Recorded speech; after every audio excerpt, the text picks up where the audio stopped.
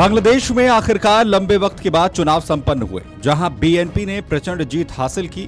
इस जीत के साथ ही खालिदा जिया के बेटे तारिक रहमान बांग्लादेश के पीएम बनने जा रहे हैं। लेकिन पूरी दुनिया की निगाह नई सरकार के आने और भारत बांग्लादेश के संबंधों पर टिकी हुई है। जहां नए प्रधानमंत्री तारिक रहमान ने भारत के साथ संबंधों को लेकर नरम रुख अपनाया है, तो वहीं बांग्लादेश की बीएनपी के हिंदू सांसद ने भारत को लेकर जो बयान दिया वो चौंकाने वाला है। दरअसल बांग्लादेश की राजनीति में करीब 1.5 साल की अनिश्चितता और शेख हसीना की सत्ता से हटने के बाद आम चुनाव में बांग्लादेश नेशनलिस्ट पार्टी यानी बीएनपी और उसके सहयोगी दलों ने स्पष्ट बहुमत हासिल कर मजबूत वापसी की।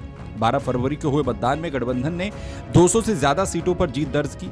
17 फरवरी को तारिक रहमान प्रधानमंत्री पद की शपथ लेने वाले हैं। तारिक रहमान हाल ही में लंबे वक्त के बाद वापस बांग्लादेश लौटे, जिसके बाद अब वो बांग्लादेश के पीएम बनेंगे। ये चुनाव जहां बांग्लादेश के लिए बेहद खास रहा, वहीं इस चुनाव की बड़ी बात ये रही कि बांग्लादेश के अल्पसंख्यक समुदाय यानी हिंदू उम्मीदवारों की जीत ने सभी को चौंकाया। इस चुनाव में कई हिंदू सांसद जीतकर बांग्लादेशी संसद पहुंचे हैं। चुनाव में ढाका क्षेत्र से जीत दर्ज करने वाले वरिष्ठ हिंदू नेता गोश्वर चंद्र रॉय का नाम प्रमुखता से इस वक्त लिया जा रहा है। वो पहले भी बीएनपी सरकार में अहम जिम्मेदारी निभा चुके हैं और भारत के साथ संतुलित रिश्तों के लगातार समर्थक रहे हैं। लेकिन इस बार के चुनाव में जीत और भारत बांग्लादेश के बीच चल रहे तनाव के हालात के बीच गोश्वर ने बड़ा बयान देते हुए भारत की भूमिका को लेकर बड़ा सवाल उठा दिया है। गोश्वर राय ने कहा है कि बांग्लादेश में अल्पसंख्यक शब्द को राजनीतिक हथियार की तरह इस्तेमाल नहीं किया जाना चाहिए। उनके मुताबिक देश का हर नागरिक समान अधिकारों के साथ इस मिट्टी का हिस्सा है और कानून व्यवस्था बनाए रखना सरकार की जिम्मेदारी, चाहे वो किसी भी धर्म का व्यक्ति हो। उन्होंने ये आरोप लगाया कि पिछली सरकार के दौरान कई हिंदू परिवारों को उत्पीड़न झेलना पड़ा, लेकिन उस वक्त इस मुद्दे पर भारत की ओर से कोई भी ठोस कदम नहीं उठाया गया। दरअसल हाल ही में एक मीडिया संस्थान को दिए अपने इंटरव्यू में उन्होंने ये बात कही। साथ ही कहा कि हिंदू हो, मुस्लिम, बौद्ध और ईसाई सभी समुदाय ने इस बार बीएनपी को अपना समर्थन दिया,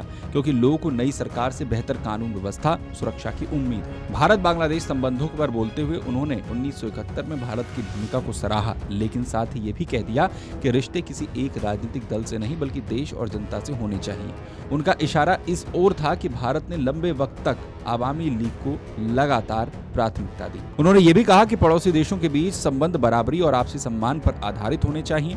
उनके मुताबिक दोस्ती में छोटे बड़े का भाव नहीं होना चाहिए। वहीं राजनीतिक बदलाव के बीच भारत की ओर से बढ़ते संपर्क पर भी गोश्वर ने सवाल उठाते हुए कहा कि पहले भारत की ओर से संवाद के लिए कभी नहीं बुलाया गया, लेकिन अब अचानक ये पहल तेज हो गई है।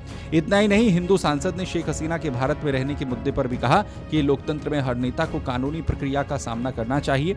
लंबे वक्त तक किसी अन्य देश में रहना सही संदेश नहीं देता। उन्होंने उदाहरण देते हुए कहा कि बेगम खालिदा जिया ने कठिन हालात के बावजूद देश नहीं छोड़ा था और न्यायिक प्रक्रिया का सामना किया था। जाहिर है बांग्लादेश के इस चुनाव में अल्पसंख्यक प्रतिनिधित्व सबसे बड़े मुद्दों में से एक रहा, लेकिन 3 हिंदू उम्मीदवारों की जीत ने यह संकेत दिया कि राजनीतिक समीकरण बदल रहे हैं। जमात इस्लामी ने भी पहली बार एक हिंदू प्रत्याशी को टिकट दिया, हालांकि वो जीत नहीं सके। तो वहीं बांग्लादेश के पिछले चुनाव की तुलना में इस बार संसद की तस्वीर भी बेहद अलग नजर आ रही है।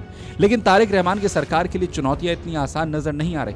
कानून व्यवस्था में सुधार हो, आर्थिक स्थिरता लाना हो, अंतर्राष्ट्रीय संबंधों को संतुलित करना, खासकर भारत के साथ रिश्तों को नए सिरे से परिभाषित करना तारिक रहमान की सरकार की सबसे बड़ी चुनौती मानी जा रही है। Video desk, Amar Ujala.